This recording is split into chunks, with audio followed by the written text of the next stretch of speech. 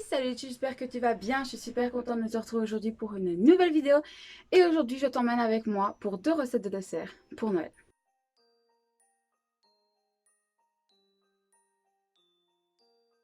Comme tu le vois, je suis pas dans ma cuisine. J'ai complètement oublié de te faire mon intro.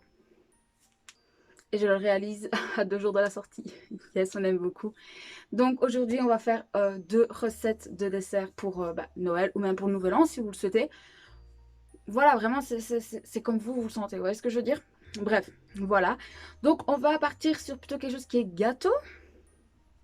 Ok, et une bûche, mais pas une bûche au chocolat classique, parce que je pense que vous n'avez pas besoin de moi pour faire une bûche au chocolat classique. Donc on va partir sur une petite bûche. Et vous allez voir qu'elles sont pas trop difficiles, parce que je voulais pas quelque chose de difficile. Maintenant, il y a un roulé. Donc les roulés, il faut un peu s'exercer. Moi, ça faisait très longtemps que je n'avais pas fait de roulé. J'aurais dû m'exercer, je ne l'ai pas fait. Donc c'était pas méga top. Mais vous savez quoi, je vais le refaire pour le nouvel an. Et je vous garantis que ça sera mieux. Et je vous mettrai même une photo sur Instagram. Donc venez me suivre sur Instagram si vous voulez voir la différence entre celui que vous allez voir maintenant et celui de Nouvel An. Il va y avoir un autre level. Allez, on va en cuisine. Très bien, on va commencer avec la toute première recette. Et donc pour ça, je vais vous donner un peu les ingrédients. Donc vous avez besoin de 150 g de chocolat, de 75 g de sucre, de 3 cuillères à soupe de farine, de 75 g de beurre et de 4 œufs. Donc pour commencer, on va prendre les 150 g de chocolat. On va venir y ajouter les 75 g de beurre. Et on va venir faire fondre notre chocolat soit au bain-marie, soit vous faites revenir sur le mode décongélation de votre micro. Ça fait plus de 3 minutes que ça tombe, donc là ça commence bien à être fondu. Donc je vais venir terminer tout simplement en fouettant pour que ce qui reste un peu de chocolat finisse de fondre en le mélangeant. Une fois que c'est fait, vous allez venir prendre votre cul de poule en inox. Alors soit vous avez comme moi la chance d'avoir un robot pâtissier, ou alors vous avez les deux, vous savez. Dans tous les cas, il vous faut un en inox, c'est le mieux. Et donc on va venir prendre nos œufs et là on va séparer le blanc des jaunes. Donc les jaunes, on va directement venir dans le chocolat et les blancs à côté pour pouvoir faire des blancs en neige. Voilà, donc maintenant je vais vous dire ce que je vais faire par la suite pendant que ceci monte parce que sinon vous n'allez pas m'entendre. Donc maintenant vous allez rajouter une touche de sel là-dedans, bien entendu. Si c'est la toute première fois que vous cuisinez et que vous faites des blancs en neige, sachez que mettre un peu de sel dans vos blancs va les aider à monter. Donc là, il nous faut des blancs en neige bien fermes. Donc moi, je vais les faire monter donc, avec mon robot. En attendant, toujours en image, je vais vous le laisser. Je vais mélanger mes jaunes d'œufs. Ensuite, je vais rajouter mes 75 g de sucre. Et enfin, mes 3 cuillères à soupe de farine.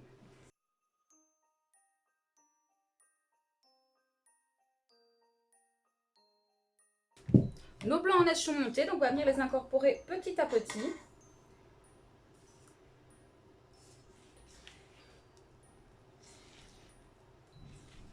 Donc un conseil que je peux vous donner, c'est de toujours utiliser une maryse lorsque vous incorporez vos blancs.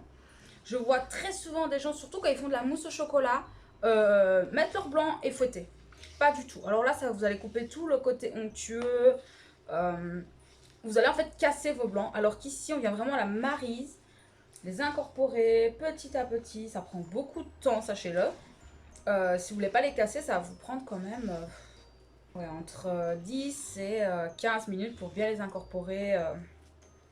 Et bien sûr qu'il n'y ait plus de taches de blanc dans votre préparation. J'ai terminé de tout mélanger, donc voilà la texture, hein, vraiment une texture assez légère et onctueuse surtout.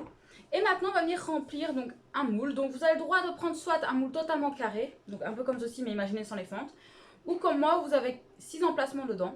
Donc je vais enfin vous dévoiler ce que nous allons faire. Nous allons faire des sapins de Noël. Donc voilà, vraiment faites comme vous le sentez. Le moule que vous préférez, celui qui se démoule le mieux, j'ai presque envie de dire. Et c'est parti. Tous nos moules sont remplis, donc maintenant vous allez pouvoir enfourner à 180 degrés pendant une vingtaine de minutes. Bien entendu, selon les fours, ça change, donc n'hésitez pas à regarder la cuisson. Donc, si vous plantez et qu'à l'intérieur tout le chocolat ressort, c'est que ce n'est pas encore cuit. Ça doit être encore mouillé à l'intérieur. Attention. Mais vous devez pas avoir une grosse trace de chocolat dessus comme si vous faisiez un coulon au chocolat. Donc, ça part au four. Voici le résultat une fois qu'ils sont démoulés et refroidis. Donc maintenant, vous allez venir les chercher un par un. Et donc là, je vais vous montrer, par exemple, j'ai coupé juste le bout pour qu'ils puissent tenir debout.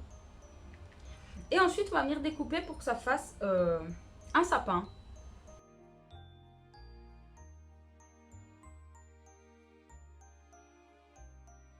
Et vous pouvez venir faire ça avec tous. Je vous invite à présent à venir faire fondre du chocolat noir, à vous former un petit cornet comme ceci avec du papier sulfu.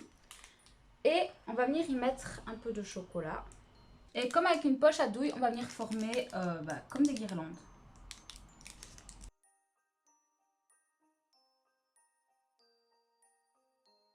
J'en ai fait quelques-uns pour pouvoir déjà vous montrer la suite des opérations. Donc tout simplement, maintenant vous allez vous munir par exemple de vermicelle ou alors de petits sucres comme ceci. Et on va venir directement en mettre dessus pour que ça tienne.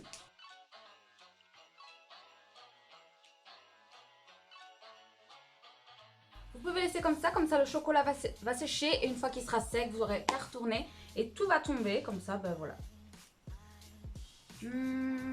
Celui-ci, je vais le faire avec du verre.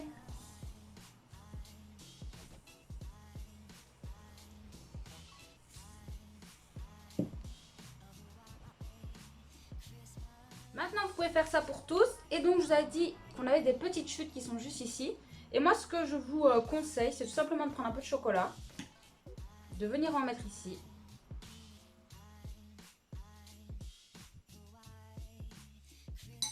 Et de venir les coller ensemble. Hop. Vous les pressez bien. Vous venez les mettre au frais et comme ça, quand vous voudrez les manger ou même venir les décorer à leur tour, ils seront soudés ensemble. Et vous pouvez faire la même chose que nos sapins, venir les décorer. Sauf que ceux-ci ne tiendront pas debout, mais écoutez, c'est pas si grave. Je fais la suite et je vous retrouve. Voici le résultat de nos petits sapins. Je les trouve juste magnifiques. Et en deuxième lieu, ceux qu'on a refait par la suite, regardez comme ils sont mignons. En plus, je les ai mis dans ma truc en forme d'étoile, donc ça fait comme si c'était une étoile. J'adore, franchement. Très contente et vous m'en direz des nouvelles parce qu'ils sont vraiment super bons. On passe à la recette suivante. C'est parti pour la deuxième recette de dessert et aujourd'hui on va faire ensemble une bûche. Donc c'est quelque chose qui prend assez du temps, je le conçois totalement. Mais écoutez, moi c'est quelque chose qui me plaît. Maintenant je ne vais pas vous faire une bûche classique parce que je pense que vous n'avez vraiment pas besoin de moi pour vous faire une bûche classique. Donc on va changer un peu, ça va être une bûche à base de framboise. Donc c'est parti.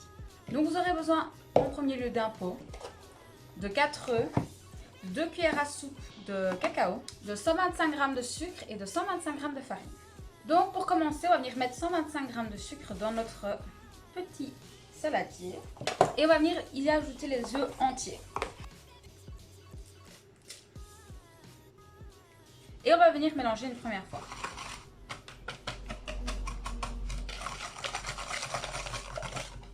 Je vous invite à faire chauffer votre four à 180 degrés et à faire chauffer une casserole d'eau. Une fois que vous avez mélangé, vous allez tout simplement venir faire chauffer ceci au bain-marie tout en mélangeant. Vous allez voir que ça va augmenter, le volume de votre mélange va augmenter. Et donc, il doit atteindre les 50 degrés. Et dès qu'il a atteint les 50 degrés, vous le retirez. Vous continuez de mélanger tout en laissant refroidir. On va passer déjà à l'étape numéro 2. Et donc, vous allez avoir besoin de mascarpone, de crème liquide et de sucre glace. Donc, on va venir mettre 200 g de mascarpone. On ajoute les 10 centilitres de crème. Et on termine avec 3 cuillères à soupe de sucre glace.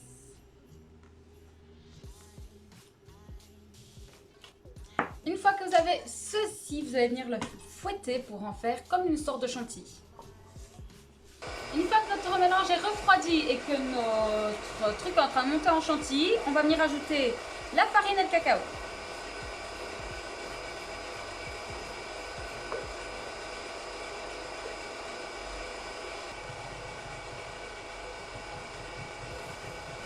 Ok, on va maintenant passer à l'étape que j'aime le moins.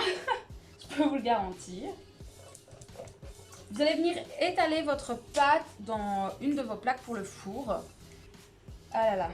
Attention avec du papier sulfurisé. Hein. Et on va venir essayer de l'étaler. D'abord, on va essayer de faire comme ceci. On va essayer de terminer à la spatule. Hein. On essaye qu'il y ait la même chose partout. C'est pas facile, je vous le garantis. Moi, c'est ma phobie.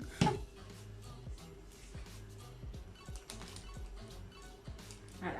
Et maintenant, vous allez enfourner à 180 degrés pendant 15 minutes. Attention, juste 15 minutes. Ma crème a décidé qu'elle ne montrait pas davantage, donc je ne vais pas essayer de faire plus parce que sinon vous allez totalement faire retomber et pire, vous pouvez même la faire tourner. Donc je vais mettre un petit film alimentaire et je vais placer ça au frais. Très bien, notre pâte a terminé de cuire, donc on va se dépêcher. Vous venez mettre dessus, c'est déjà en train de piquer, un torchon humide.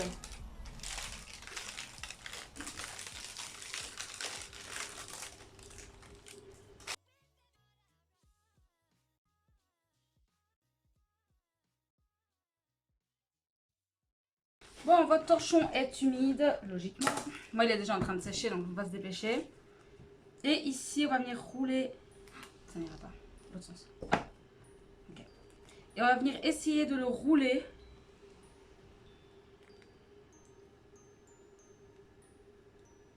Voilà. Il est roulé. Et on va venir laisser refroidir maintenant. Très bien, on va passer à la dernière partie de la recette. Et donc pour ça, on va venir récupérer notre petit roulé. On va venir dérouler tout doucement. Bon, comme vous pouvez voir, mon petit roulé s'est cassé. Bon, voilà. Avec les roulés, c'est une fois sur 10. Moi, j'ai envie de vous dire que je crois que j'en ai fait une vingtaine de fois. Et une fois sur 2, ça se casse. Mais bon, écoutez, c'est pas grave. Vous allez voir qu'il y a toujours moyen de faire quelque chose.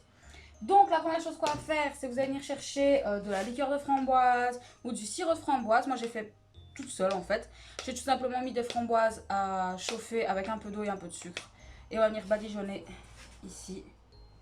Donc ici, c'est la partie qui est le moins cassée. Donc, il faudra qu'on roule de ce côté-ci. Voilà. Ça, déjà, on va retenir. Alors, maintenant que ça c'est fait, on va venir chercher notre chantilly avec une spatule. Et on va tout simplement venir, la déposer. Ah non, attendez. Avant, je vais rajouter un tout petit peu de vanille. Donc, soit vous prenez des graines de vanille, soit comme moi, c'est de la poudre de vanille. Voilà. Pas plus, surtout qu'elle est hyper forte, celle-là. Et une fois que c'est fait, on va venir mettre, hop, notre crème. Moi, elle a vachement eu du mal à monter en chantilly, je sais pas pourquoi. Donc, on va venir l'étaler de façon homogène, du moins on va essayer. Une fois que ça c'est fait, vous allez venir prendre des framboises fraîches ou surgelées. Maintenant, c'est absolument pas la saison des framboises, donc fraîches, je pense que ça va être un peu compliqué. Donc, moi, je les prends surgelées. Je les ai découpées en tout petits morceaux et je vais venir en mettre un peu partout.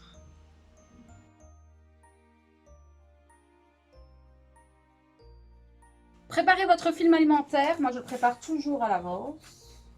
Voilà. Et donc maintenant, on va venir le rerouler en espérant que tout ne casse pas.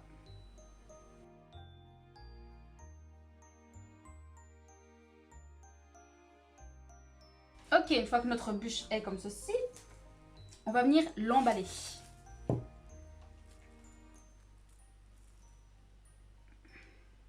Bon, c'est pas la bûche la plus ronde que j'ai vue, je vous avoue que... Bon, voilà.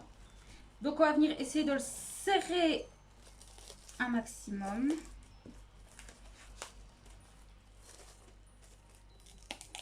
Voilà, là, elle est bien serrée, comme vous pouvez le constater. Donc là, on va la laisser toute la nuit au frigo. On viendra demain matin. Donc ici, ça aura bien refroidi, donc logiquement, ça ne devrait plus bouger. Et on va venir mettre de toute façon une ganache par le dessus. Donc, on met ça au frais. Très bien, on va passer à la dernière étape, donc au glaçage de la bûche. Et pour ça, vous allez avoir besoin de 15 cl de crème liquide, de 150 g de chocolat et de 30 g de beurre.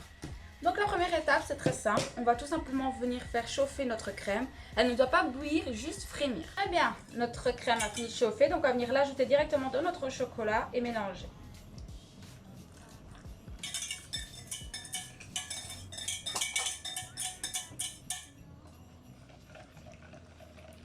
Maintenant, on va venir mettre 30 g de beurre plus ou moins en petits morceaux. Il doit bien être à température ambiante.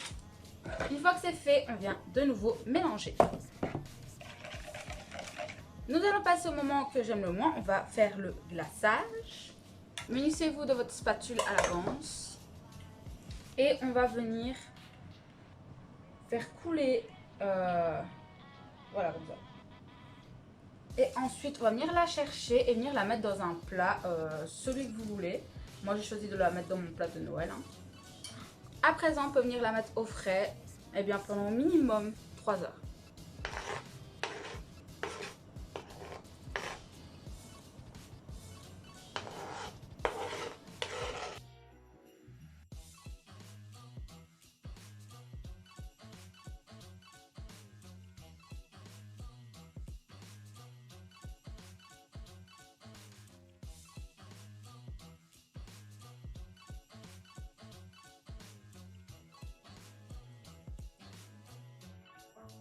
Ok mes chers, c'est la fin de cette vidéo, j'espère vraiment qu'elle vous aura plu. C'était ma dernière vidéo recette. J'ai tellement cuisiné pour vous ces dernières semaines, je n'en peux plus.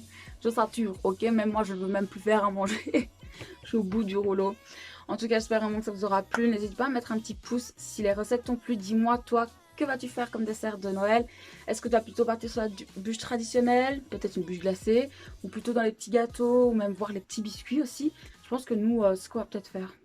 Des petits biscuits de Noël. Je sais pas, faut que je me décide un peu, mais j'ai déjà mangé une bûche et tout. Donc voilà, n'hésite pas aussi à t'abonner à ma chaîne si ce n'est toujours pas fait, ça me fera extrêmement plaisir. Ça sera juste là. Et écoute, je ne sais pas si on se reverra avant 2020, parce que je ne sais pas si je tournerai une vidéo d'ici 2020. Enfin bref, tout est déjà préfilmé logiquement. Donc si ce n'est pas le cas, je tiens à te souhaiter un joyeux Noël, mais aussi de bonnes fêtes, une bonne année. Prends soin de toi. Et moi, je te dis à très très bientôt. La bise.